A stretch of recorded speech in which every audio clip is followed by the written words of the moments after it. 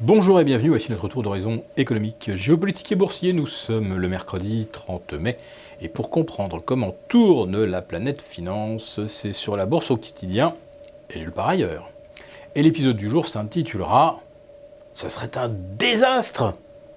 d'essayer de stopper un désastre. Vous voyez bien à quoi je fais allusion. À cette espèce de campagne de tous les eurocrates qui redoutent comme la peste un raz de marée populiste lors de prochaines élections en Italie et en Espagne.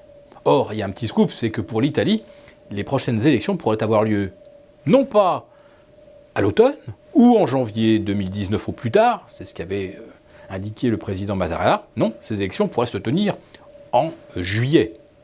Et après l'espèce de coup d'État constitutionnel consistant à censurer le projet de gouvernement de la coalition la Ligue 5 étoiles, eh bien, on redoute un raz de marée populiste et eurosceptique.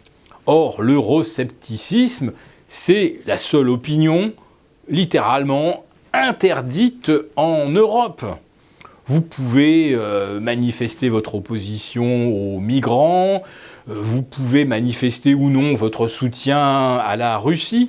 On voit que les Européens sont très partagés sur la question, et y compris les Italiens. Oui, vous avez le droit à peu près de tout, sauf de critiquer et de remettre en cause la construction de l'euro, dont on constate bien que c'est un désastre lent, un désastre interminable et sans perspective de sortie de l'impasse.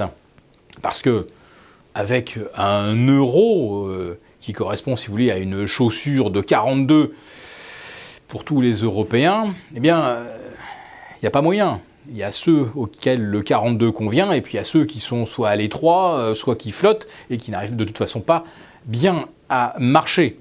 Alors les gagnants, on les connaît, c'est l'Allemagne et ses satellites, et on va dire le Benelux, et les perdants, ce sont toujours les mêmes, l'Italie, l'Espagne, la Grèce, maintenant la Slovénie aussi, mais c'est tellement petit qu'on n'en parle pas. Mais pour l'Italie, eh bien le problème de non-compétitivité, entre guillemets, eh bien, se solde par des déficits qui se creusent inexorablement. On est sorti de la crise, pensez-vous, depuis 2008 ? Mais non, chaque année, la situation empire pour l'Italie. Son solde Target 2 se dirige droit vers les 500 milliards d'ici la fin de l'année 2018. Et ces fameux excédents primaires dont on nous dit que c'est le garant que rien de fâcheux ne surviendra en Italie, bien sûr, c'est complètement idiot, c'est une tarte à la crème. Les excédents primaires n'ont jamais ni créé d'emplois, ni donné envie d'investir, ni résolu de quelque manière que ce soit le problème de creusement des écarts de performance entre l'Italie et l'Allemagne. Oui, donc tous les eurocrates tiennent le même discours, vouloir stopper le désastre se terminera par un désastre encore pire. Alors, c'est ce qu'on entend dans l'entourage de M. Macron, depuis Bercy, ce qu'on entend depuis Bruxelles naturellement. Et puis bien sûr, il y a l'inénarrable M. Günther Oettinger, le commissaire européen aux questions sur l'emploi. Il fait partie de ces très hauts commissaires avec Pierre Moscovici, des gens nommés mais non élus. Mais Günther, lui, eh bien, il adore les bons mots, comme par exemple dire qu'un jour, il s'est retrouvé face à 8 Chinois, et ils avaient tous l'arrêt à droite et tous coiffés au cirage noir. Les femmes, elles sont bien mieux dans leur cuisine et devant leur cuisinière que de postuler à des conseils d'administration dont on ne leur ouvre leurs portes aujourd'hui qu'en raison de stupides règlements concernant la parité, sinon évidemment elles n'auraient aucune chance d'y accéder. Oui, monsieur Günther se fait fort d'apprendre aux Italiens à bien voter.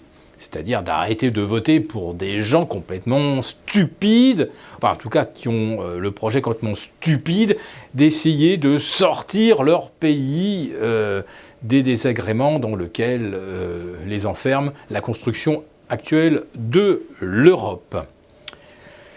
Ce genre de déclaration, ce genre de discours, il est évident que les Italiens en ont plus qu'assez après 10 ans de crise, 10 ans de dégradation de leur économie et de ses perspectives. Donc, on risque effectivement au mois de juillet d'avoir un raz-de-marée eurosceptique. Et là, on n'a pas fini d'entendre couiner ceux qui appellent aujourd'hui la BCE à la rescousse pour essayer de refaire baisser les taux longs italiens. Mais la BCE, eh bien, que peut-elle faire réellement? Et dans l'attente des élections, si elles se tiennent en juillet, en fait, pas grand-chose. Elle peut juste alimenter les marchés en liquidité de façon à ce que ceux qui sont aujourd'hui appelés en marge sur des pertes très lourdes sur les marchés obligataires ou les marchés actions, que ceux-là puissent tenir leur position et ne soient pas obligés de les liquider de façon automatique.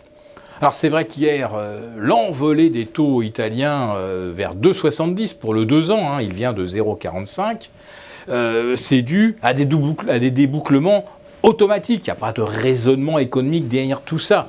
C'est juste que dès qu'on franchit certains seuils, la machine considère que la dette elle a été dégradée et que si elle atteint un certain niveau, c'est un niveau de type junk bond, c'est-à-dire qu'on n'est plus en investment grade et qu'il faut donc vendre à tout prix. Et c'est exactement ce à quoi on a assisté hier. En tout cas, si on écoute les eurocrates, les Oettinger, les Mattarella et même Emmanuel Macron, vouloir changer quelque chose au système tel qu'il est conduirait à un désastre. Mais peut-être qu'une solution alternative pourrait éventuellement nous sortir d'affaire, alors que si on ne change rien là, on est sûr et certain qu'on y va droit au désastre.